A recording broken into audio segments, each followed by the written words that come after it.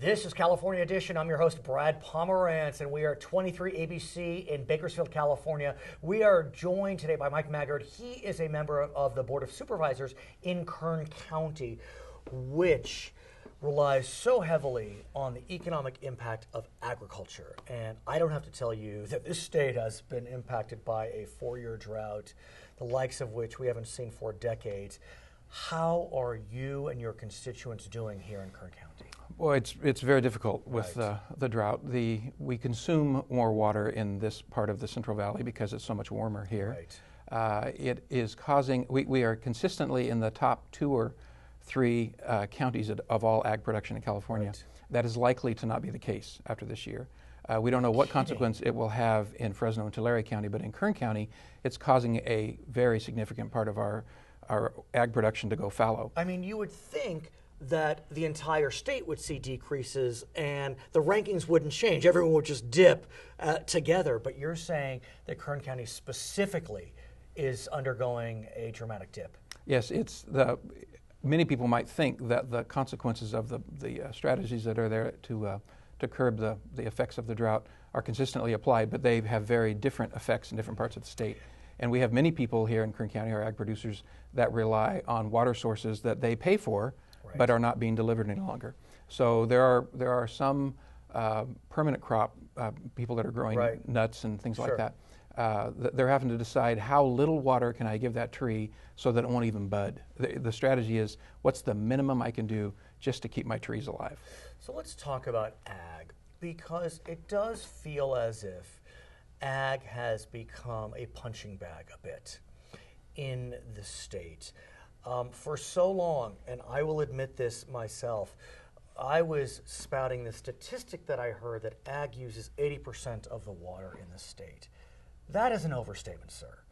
It's 80% of 50%. Right. And, statistics can lie. And, when you're in an area where there's not a lot of ag, one doesn't realize how critically important it is to the livelihood. Yeah, our numbers tell us that about 50% of the water in California is consumed with environmental issues. Exactly. Maintaining rivers and streams, right, and the delta and all of that. Right. About 10% of the water is consumed for urban purposes, right, and about 40% is used for ag purposes. And so that's the figure we should be discussing. Right. But when we talk, please, sir. No. Well, of that 40%, I'm sorry to interrupt you. No, you're more important. of that 40%, much of that water produces a crop that we right, eat. Last time I checked, people still like eating right, all that food that we produce here. But much of it, the public doesn't understand. Much of the rest of it goes to other purposes. About 25% of the water that's consumed for ag purposes, like for example, let's take almonds. Right.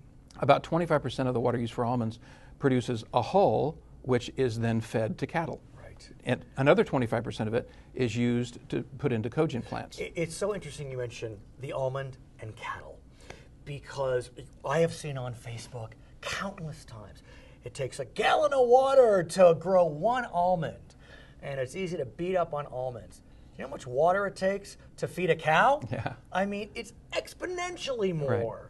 So again, we get to this place where ag is getting hammered. And so help me when I go to my cocktail party. I wish I would go to cocktail parties, but be that as it may, what do we say to folks that don't really understand that this is much more layered and textured than just they use 40%? It is true that ag consumes water, but ag produces food. Right. Food does not come from the grocery store. Somebody has to grow it. But it is way more efficient now than it used to be on how water is applied to ag products.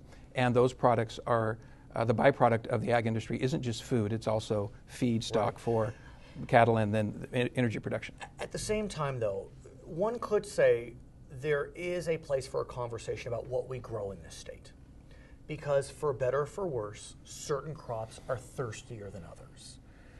And while Governor Brown has made it very clear he is not interested in the government regulating what crops our friends can grow, is it time for the ag community to consider the crops they grow? Absolutely. GSAs, Groundwater Sustainability Agencies, are now in the process of being formed. And what will manage and curtail and cause ag to have even more take more steps on water conservation than they have in the past. They've done a lot already. Sure. But what will cause them to do more is these GSAs are going to control how much water each ag producer is able to access. And that will force them to grow crops that are much less water consumptive. And let me ask you about these GSAs, the alphabet of acronyms that are entering our lexicon as a result of the groundwater legislation passed last year in California. We were the only state that didn't regulate groundwater west of, I think, the Mississippi. Even Texas had regulated groundwater. So, but still, it was part of our ethos. How is Kern County adapting to the new normal, which is groundwater regulation? Even if we had 10 years of El Nino, right. we are now, this is the new normal, right. I think, as you just said. And so we have to change that. And what groundwater sustainability agencies will do is cause us to, we have two basic basins in Kern County. So there's the Indian Wells and the Tulare. And the Tulare is a much larger area. And one of the unintended consequences is, whenever there's a finite resource, there's a scramble as to who's going to control that finite resource. And water is now just a gold. It's almost got a gold standard. Yeah. So those GSAs, we're going to see a new battleground evolve, and that is, will water districts dominate? Will individual groundwater users, farmers that just basically put a well in their property and pumped it out of the ground, will they dominate? What role will municipalities have in the process? We're going to see a real scramble. And how do we, one of our challenges in Kern County is, because we're kind of on the cutting edge of establishing those, is how will we do it in a way that it's just? How is it going to be fair? But there's no question that ag will have many, many tough decisions ahead. I want to talk about something else we pump out of the ground, and that is oil. Again, for better or for worse, fossil fuels, oil, have been seen as something we want to move away from. Aside from that debate, we know in Kern County, oil is an important economic driver. How is Kern County managing the change, again, in kind of the zeitgeist behind fossil fuels? Oil has a tremendous impact. 585,000 barrels a day of oil are produced in California. A little more than 70% of that happens within 20 miles of where you're sitting. Wow. Okay. So Kern County is the epicenter of oil production in California.